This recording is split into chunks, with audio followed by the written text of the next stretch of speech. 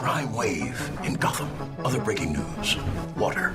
Wet. Coming up, more problems for a troubled Earthquake. skater. Yep, We're having an earthquake. Breaking into homes and tickling people. Fans quickly trashed his pantsless look on social media. Also, in other news, The whistles go woo! He was murdered and then set on fire while celebrating his birthday. He's on the lean and the model. I said, oh, Lord Jesus, it's a fire. he thought the car was a spaceship and that the driver was an alien. He lost his life savings, $2,600, and all he has to show for it is this stuffed banana with dreadlocks. Welcome back to the Bernstein and Goff Show. It's time for another news. You can check us out on our live video stream at 670thescore.com and watch 670thescore.com. Brought to you by American Needle. American Needle, 20% off Hawks, socks, and Cubs caps with promo code SCORE. All right, I'm going to give you some guesses here. There has been a study put together from Ibotta, the popular shopping app, and they went by the states with the average expenditure on Halloween candy. The national... You notice this list?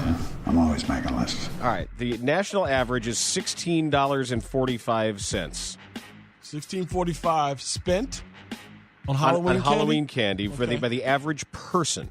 Okay. So the average person in this state, at the very bottom of the list, spends just $11.22 on Halloween candy. Delaware. Not in the bottom three. Connecticut? Nope. New Hampshire? Nope. I'm going to stay in that corridor. Idaho? Nope. Idaho? Idaho? North Dakota, South Dakota? Come on, help me out. Your winner, I think it's because everybody's spending their money on heroin. Oh, West Virginia, Indiana, Ohio? Ohio. Okay. Yeah, Ohio is at the bottom of the list because they've spent all their money on opiates so they can overdose in their cars, so they don't have any left for Halloween candy. The others at the bottom of the list, Georgia and Michigan. Really? Apparently, the place you want to go is Oregon because the average person spends $40.29 in Oregon on Halloween candy. So, now... Then I have to ask you, like, socioeconomically, what is going on in Oregon? There's a lot more money in the States. Or because they're buying, like, super crunchy, organic, granola. carob, granola, 60% cacao. Cacao. Right? My favorite midfielder. Right? Cacao. It could just be that Oregon is just Oregoning, and that was like, we spent $45 on all of our organic Halloween candy. That would be my guess. But this is important to note, no matter where you live, the cheapest day to buy candy is 4 days before Halloween. The most expensive day is the day before Halloween. That's when they get you. Really? Yep. I've never had to give anyone candy before, so that might be a new venture. All right.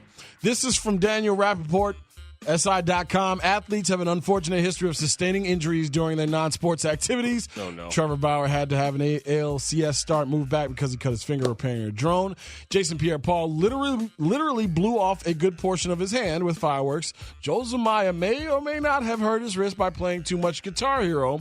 The list goes on, and it has a new member. North Carolina coach Roy Williams said point guard Joel Berry broke his hand after he lost a video game to teammate Theo Pinson and a team manager. UNC announced that Berry will miss about 4 weeks, which will likely keep him out of UNC's opener on November 10th against Northern Iowa. Broke his hand doing what? Berry is coming off a junior season, most outstanding player award after he led the Tar Heels to the national championship. We've all been there. Losing a video game is no fun. Sometimes you just need to punch something, but you have to know to punch something soft. A fit of pique. Particularly if you are one of the best players in college basketball. I did not know this was a thing my entire childhood. Throwing video game controllers and punching things because of a video game. Wasn't raised that way. We were taught to respect other people's property and also don't break the stuff that I just spent $110 on, right? There are a few households that I have been in my life where I've seen this happen. The last time I saw someone do something to a control violently was my guy, Matty. Matt Abaticola, I will never forget, in the greatest Madden game ever played, 63-62, I had Mike Vick and the Falcons, and he had some other team, and we were just getting it on in the living room, video game-wise, in his Lyle condo, and all of a sudden, Matty fires the PS3 controller across the room onto his brick back wall, and it shattered. And I'm like, are we okay? He's like, yeah, we're good. I'm awesome. You're good? I'm like, yeah, I think I'm fine, buddy. I'm fine. Yeah. You know, Maddie. Yeah, everything's fine. Everything's fine. Oh, yeah. Everything's not fine, but don't ask me again if it's not fine. So we went out and drank that night. We hung out, had a good time at the lodge. But that's the last time that I've had that encounter. I didn't know. I wouldn't know how it feels to lose at one of those video games because I haven't played a video game competitively in a long time, right? In a long time. But punching things and throwing things, that's just never been a part of the old Goff MO. But if you do it, hey, more power to you. Just make sure that you're not breaking your hand on something.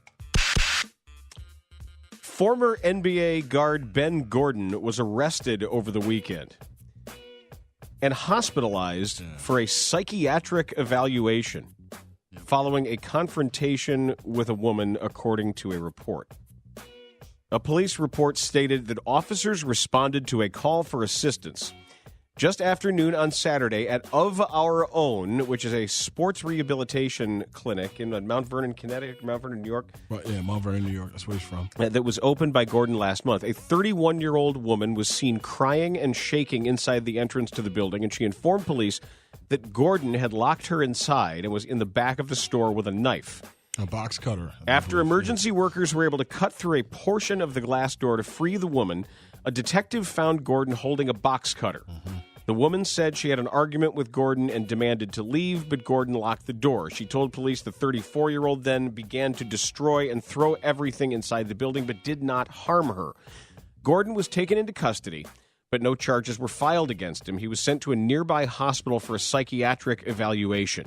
Details on the relationship between Gordon and the woman are unclear, though they note there are several photos of the two together on Instagram and a video from outside Of Our Own, which the woman captioned, "Very, very proud of my king." In the days leading up to the incident, TMZ reports that Gordon sent threatening videos to some men and accused them of wrongfully taking credit for launching his business. A video shared by TMZ shows an angry Gordon cursing at the men and telling them to pull up at his gym.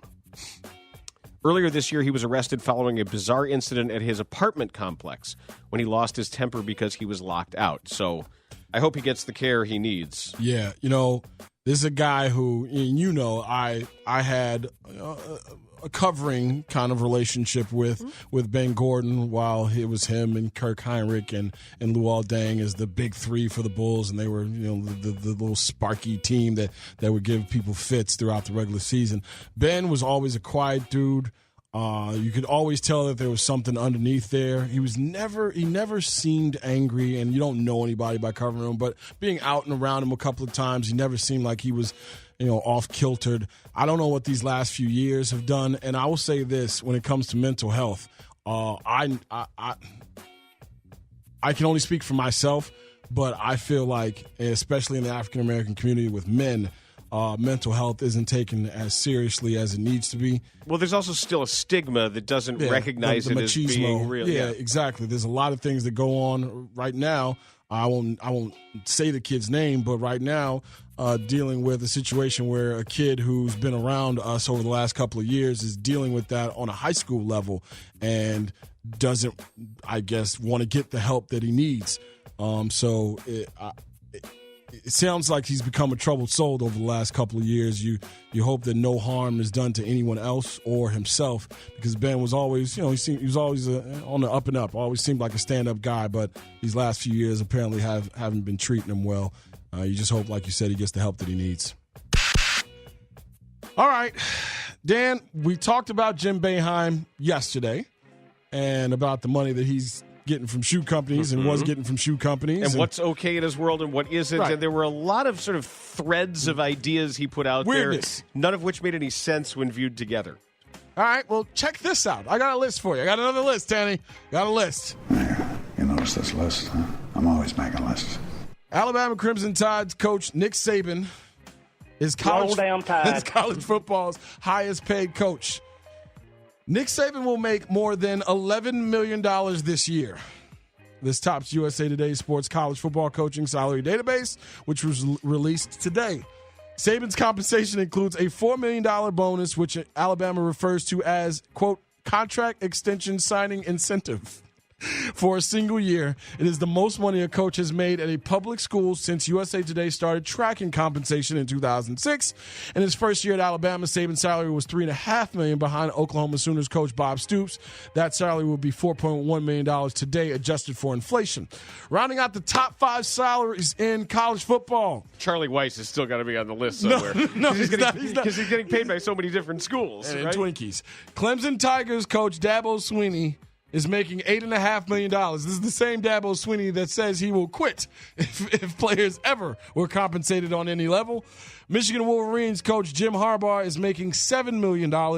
Ohio State Buckeyes coach Urban Meyer is coming in at a paltry $6.4 million. And Arizona Wildcats coach Rich Rod.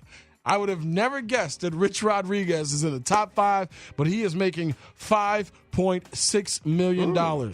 USA Today reports that when it began analyzing coaches' salaries, the average was about $950,000 a year. That will be about $1.2 million today. This season, the average salary among the same group of schools is $2.4 million. Saban makes 5 times that.